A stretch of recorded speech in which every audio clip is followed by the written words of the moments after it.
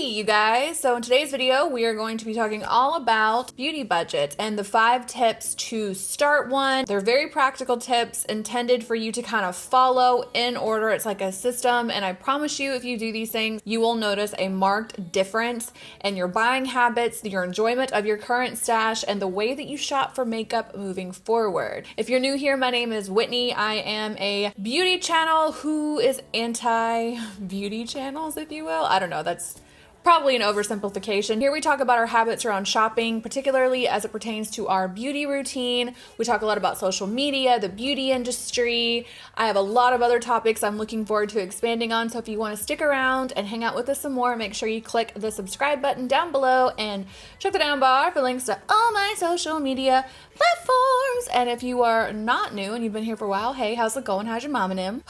So budgets, and particularly beauty budgets. Let me just tell you guys that historically for me, the word budget is like one of the least exciting words in the English dictionary. For a very, very long time, the word budget to me was very synonymous with deprivation. I think that has a lot to do with the way that I grew up. We were struggle bus drivers, passengers, co-pilots. Like, it was kind of rough. I mean, we never went without food or anything like that, but my parents literally had to put locks on the pantry and on the freezer because they could not afford for us to eat more than they had budgeted for that month. It was pretty serious. I mean, they did the best that they could, but I always remember money and the lack thereof being a very big stressor in our household for the entirety of my life. So like literally the first chance I got to make my own money, I think I just YOLO'd out really hard, and it's been a problem I've had with money pretty much my entire life, I'm not gonna lie, up until very recently. I bring this all up to say that our issues and hangups with money, budgeting, saving, whatever the case may be,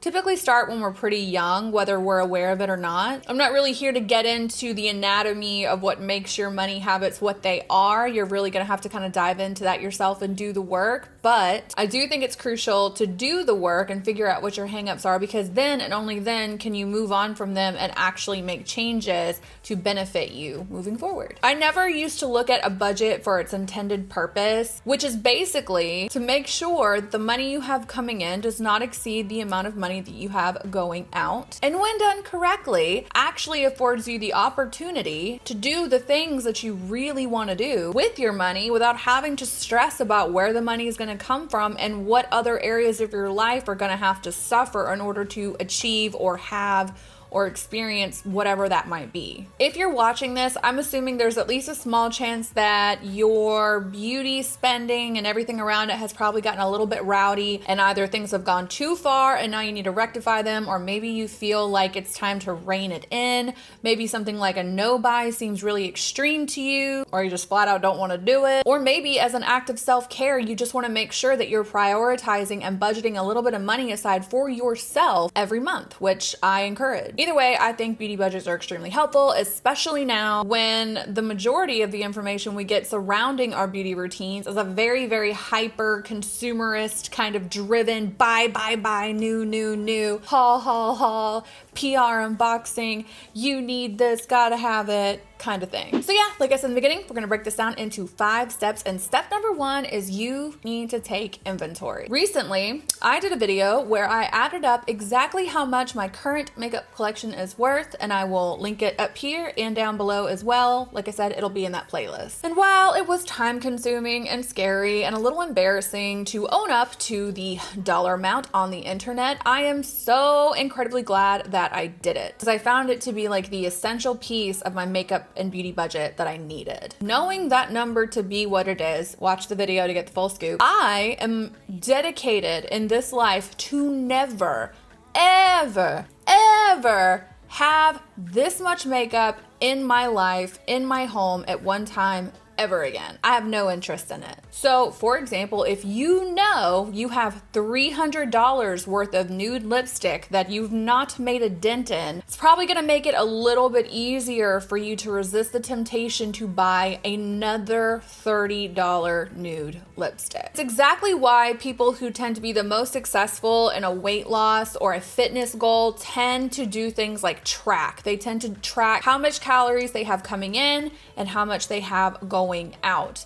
knowing, for example, that if I'm supposed to eat 2,000 calories a day and I'm already at 1,800, I know that if I eat a donut, it's probably going to take me over that limit and therefore take me one step further away from my goals. It makes it a lot easier to weigh out what I want more. And the same thing could be said for you with your beauty budget. You know, what do you want more? Do you want another $30 nude lipstick to add to your ever-growing, already extensive and expensive nude lipstick collection? Or do you want to take that $30 and do something else with it? I'm willing to bet in that context, you probably don't want to buy more makeup. And if you do still want to buy more makeup, watch my last video where I kind of talk a little bit about why you might still be spending maybe entirely too much money on it. But this is exactly how you have to look at your beauty budget as a goal. It's got to be a tool that's getting you closer to something else that you want even more, and something most likely a lot more sustainable, and something that probably has a lot more benefits to you long term than more lipstick, because it just expires. We all know this. I'm going to say it in every video because you need to keep it in mind. This will go bad. With any type of goal or goal setting practice that you might have for yourself, the worst thing that you could do is look at it from a state of lack. You cannot look at not buying makeup anymore as a punishment. You can't look at it like you're depriving yourself of something. You have to look at it like you're giving yourself something else. You're giving yourself the opportunity to make better choices with your money, to make your money work for you in a way that will actually help you in the long run. For me, there are tons of things that I am gaining and will continue to gain from not buying makeup anymore. And literally anytime I feel weak and want to buy some, which honestly I don't, all I have to do is think about that. Keep your why you're doing it very present in your mind. Number two, the next thing you need to do is to purge your existing collection. This is kind of a two-parter, but stay with me. Once you have the inventory and you got to get that dollar amount, you need to get rid of everything that is expired. You need to get rid of everything that you do not like anymore, etc., etc. And you need to be a savage about this and get real with yourself. You have to get rid of things that are expired. You just do. Some things you can ride out with a little bit longer than others, like bronzers or blush or eyeshadow, but other things like lipstick, lip gloss, lip liner, eyeliner, cream products, foundation, concealer, those things you really need to try to the best of your ability to abide by that expiration date as best you can. It's there for a reason. I honestly think the act of starting to purge your collection of the expired products you have, you're gonna get a better idea of how much money you're wasting. In some cases, you just physically cannot get through the amount of makeup that you have, even if you put a new coat of lipstick on every hour. In my case, I could wear a new lipstick every day for the rest of the year and still probably not get through. No, not even probably. I wouldn't even make a dent in what I have now. And don't try to kid yourself into thinking that now that you know it's about to expire, suddenly you're going to try to use it more. You're not going to. It's on the verge of expiring because you've had it for so long and haven't used it, either because you don't like it, it's not your style anymore, or you have so much stuff, it just is not possible to get through the stuff that you already have. If you have lip colors that you haven't used in a year or two outside of them already being expired, you obviously do not gravitate toward those colors anymore. You obviously are not interested in that color palette. Get rid of it. You have to get a handle on what you actually are using in your collection, the things you'll actually benefit from owning. And once you do all of this, you will get a very clear idea of where you are wasting your money. Which brings me to my next point about purging your collection. Get rid of stuff that you're not using. Someone left a comment on one of my most recent videos when I was asking about different types of makeup shoppers, and they said that they think that they were the type of person who makeup shops for a person that they want to be. And they used the James Charles Morphe palette as an example. They knew that they don't wear bright, colorful eyeshadow, and buying that palette did not make them suddenly wake up and decide they wanted to start doing it. Like, owning things will not change who you are. But before you actually toss it, before it goes out the door, either to the trash can, donations, or to your friends and family, you need to add that dollar amount up too, because it's very powerful to see another number that indicates where money is clearly being wasted. These numbers are things you are going to need to keep in mind through the duration of this process. Because the goal here is to get your money to work for you and not just lining the pockets of billionaires out there who don't really give a shit either way what happens to you. Number 3, you need to identify what you love. And this is kind of where it gets to be a little bit of fun. I want you to identify things that you love about yourself. Is it your beautiful eyes, or your glowy skin, or your thick, bodacious, luxurious hair? Whatever it is, try to pick as many of those things as possible, because those are the things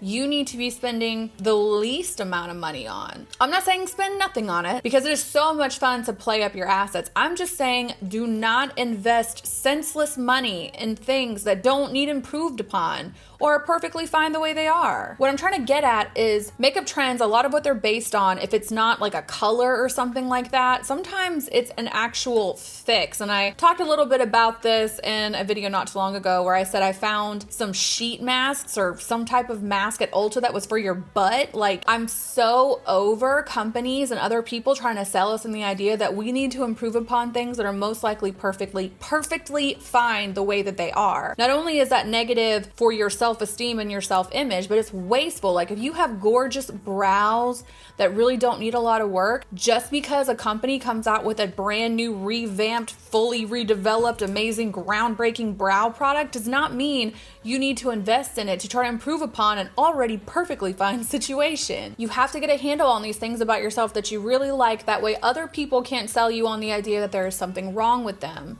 So for example, I had really problem skin for about a year, and I spent, I don't even know, hundreds, thousands of dollars on skincare, on treatments in that time, trying to deal with it. I was obsessively changing what I was eating. Like, it was rough. I could not figure out what the problem was. Every time I thought I had it clocked, it would just come back.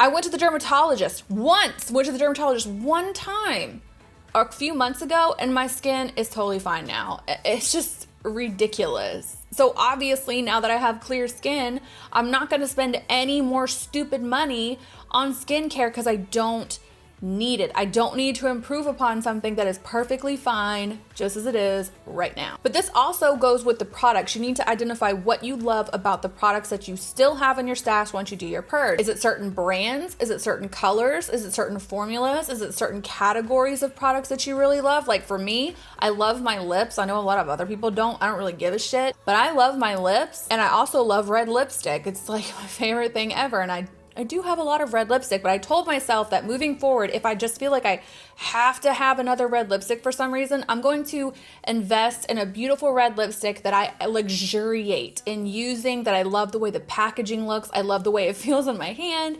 I love the way it looks on my lips. Like, I'm not just going to grab every red all the time like I used to just because I like it. Just need to figure out the things that you're working with, the things that you're happiest with, and that will help you in the future moving forward so you don't buy stuff that you don't love. Now into step number 4, you're going to identify all of the things that you don't love. And this step is just like the last one, but a little less fun, but very helpful nonetheless. First of all, you guys need to understand that you are perfectly fine just the way that you are. If there are things about yourself that you feel like you do want to spend some time, money, energy, whatever into, now is the time to figure out what they are. So with my appearance, now that I'm not spending a crap ton of money on skincare anymore because I'm happy with it, the next thing that I think I spend at least the most time on, which to me is the same thing as money, except I don't ever get it back, is my eyes. And that's because I don't like them. I don't like the color. I feel like they're smaller. I feel like they're kind of downturned. I feel like typically they make me look really tired and just, I don't know, I don't like them. So I spent a lot of time, money, and energy on trying to learn how to do my eyes in a way that I was happy with. So that was brushes, eyeshadow palettes, hours blending, learning techniques. Now I'm pretty happy with the way that I do them. But what I'm not happy with is how long it takes for me to do them, to fully like bust out a smoky eye. Typically, the only time I ever actually feel my best is when I have all of this stuff on my eyes, smoky eyes, glitter, big lashes, all that stuff. Like this, what I have on today, very chill for me because I'm trying to embrace a more natural eye look, but typically it's a lot more bodacious. Anyway, the point I'm trying to make, for example, using me as an example, is spending all this time, money, and energy on trying to fix something about myself that in this case, my eyes, is completely unchangeable, has only gotten me further and further away from actually learning to love and appreciate this feature. So like essentially on any given day that I'm not filming, I do not have time to sit down and put on a 30-minute smoky eye in order to feel my best, but I, like you, deserve to feel my best every single day. Where am I going with this? I'll tell you. I have joked many times, and I think lots of really enthusiastic beauty and glam lovers also have, that for me, there is no in between. I am either full-blown homeless chic or I am glammed out. There's nothing going on between those two spectrums. But like I said, only feeling our absolute best when we have the time and energy to slap on a crap ton of makeup does not give us any room at all to embrace our natural features, or at least, at the very least, learn how to enhance them in a way that is a little bit more realistic and approachable on a daily basis, because those crazy smoky eyes I bust out, let me tell you something, when I walk into a bar at 9 p.m. at night, look amazing. I'm a sight to see. But 3 o'clock in the afternoon at the bank, not so much. I deserve, like you do, to be able to have a middle ground of beauty tips, tricks, and techniques in my arsenal that really allow me to embrace what makes me uniquely myself, and in this case, my eyes, they are what they are, you know what I mean? So I've decided, for example, instead of continuing to try to fight what I have so hard, I'm going to try to embrace something more chill. Hence what I have going on my eyes today. Now I know these lashes are still really crazy, but this brings me to my next point. Lashes are something I've always struggled with too, because my natural lashes are kind of short and they kind of go like straight down. So I have to fight them to get them to do anything. So I just pop false lashes on all the time. I decided recently to invest in a lash growing serum like Revitalash, kind of like Latisse, because I figure, you know what, if I'm trying to get back a little bit more chill every once in a while, maybe the best thing I could do is invest in something that will help me grow my actual lashes. And then if that happens, I'll slowly work my way off of these big fluttery broom bristles I have on my eyes right now. It's just kind of about finding those things that you might want to change and either learning how to appreciate them or figuring out if the time and money and energy that you're spending on it is being spent wisely at all. Is it possible that the real solution here is learning to love your perceived flaw a little more? Is it possible that there might be a long-term solution to your problem that makeup isn't going to ever fix, like with my eyelashes, for example? Where are the gaps? Does your concealer continue to crease because of the product, or is it because you haven't nailed your skincare or the technique? Buying more concealer won't fix that problem if either of those two things have not been examined. Are you paying hundreds of dollars on skincare when one trip to the dermatologist might solve all of your problems? Do you own 20 bronzers and will probably own 20 more because you can't find the perfect one, when the problem all along might have been that you just don't understand your skin's undertone, and a quick Google search might help you with that? Figure out where the gaps in your collection are and then be intentional about filling them. Do not let new releases, PR hauls, whatever, talk you into buying more stuff that you've already identified you probably don't need anymore. Don't let social media or Instagram or anything like that convince you that there is something wrong with you when there just flat out isn't. You need to do this work anyway, whether you plan on budgeting or not. This is the way that you're going to be able to have a solid sense of self, and once you have that, it's a lot harder for people to take advantage of you and take your money. Okay, so at this point, we have tallied up what we have. We have ditched what we don't like, can't use, or is expired. We have figured out what things in our collection we love the most, we get the most use of, and the things about our physical appearance that we love the most. We've identified the things about our physical appearance that we maybe don't love the most, and have figured out whether or not the things that we're spending all this time, money, and energy on are worth it, if it's the only course of action that's possible to take. We've got some groundwork laid here to now figure out what we want to do with the beauty budget. You're gonna have to take all of these things into account. You got to think about the things that you're going to replace the most, like shampoo, conditioner, body wash, lotion, whatever. Any treatments you have done regularly. So like for me, it's nails and things like that, facials, blah, blah, blah. Then you also need to figure out the things that you tend not to deviate from. Like for me, it's pretty much always brows and concealer. I get a brow routine and that's what I'm using for a good year, maybe longer. Same thing with concealer. I don't switch it up very much. It's a no-brainer. I know how much it costs and I know roughly how often I have to replace them. You kind of need to add all this up and get a rough estimate of where you are. So once again, you're adding up your essentials that you have to replace regularly. You're going to add up any treatments that you typically get and then how frequently you get them in the span of about a year. Then you're going to add up the total for the products that you consistently buy over and over again that you don't tend to deviate from. Like I said, brows, concealer in my case. Then you move on to the things that you want. It can be a new skincare routine, it could be a new hair color, it could be a new spring lipstick collection, whatever. The point is to get your buying and your purchasing to be completely circled around things that you actually want, have room for in your life, will get use out of, will appreciate, and ultimately not throw away. This puts you in control. You won't have gurus or companies or sales or whatever influencing decisions about your money anymore, at least not the way it used to, because once again, you've done the work. This is the last step. You are simply going to get some envelopes. Through online baking, you can do this digitally, but for the sake of argument, we're going to talk about this old school style with real physical envelopes. I don't know why I didn't bring an envelope over here, but for the sake of argument, let's pretend this is my envelope. On each envelope, you're going to write down all of the categories we just discussed. So you're going to have like your essentials, shampoo, conditioner, it all counts. You're also going to have your treatments, nails, facials, whatever.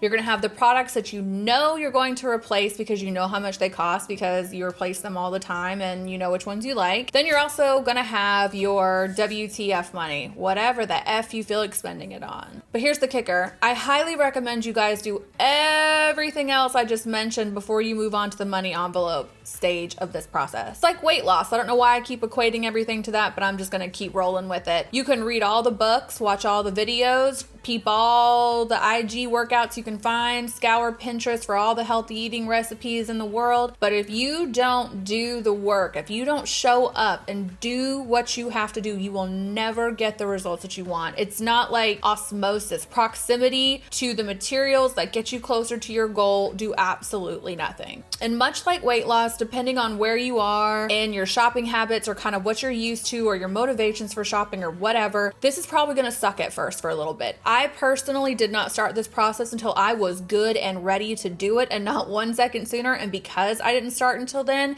it's been very easy for me. But I can tell you that had I started this a long time ago when I wasn't ready to do it, the benefits would have been exponential. So just go ahead and accept the fact that in the beginning, it's not going to be the funnest thing ever. You're going to have cravings. You're going to want to give in to your old ways. It's not going to look like this. It's probably going to look a little more like this. But you have to surrender to the idea that you do not know everything and you have to trust in a process. Sometimes that is why people who have a goal will never achieve it, because they don't believe that the result that they're looking for will actually be at the end of that timeline. So they don't even bother trying and that time goes by anyway. It kind of doesn't make any sense, but all of us are guilty of it. But as I said earlier, you really have to keep focused and really hone in on why you're doing this. You're doing this to get control over the situation and give you the opportunity to still enjoy all the beauty stuff you want to, but no longer make decisions about your money based around anyone else's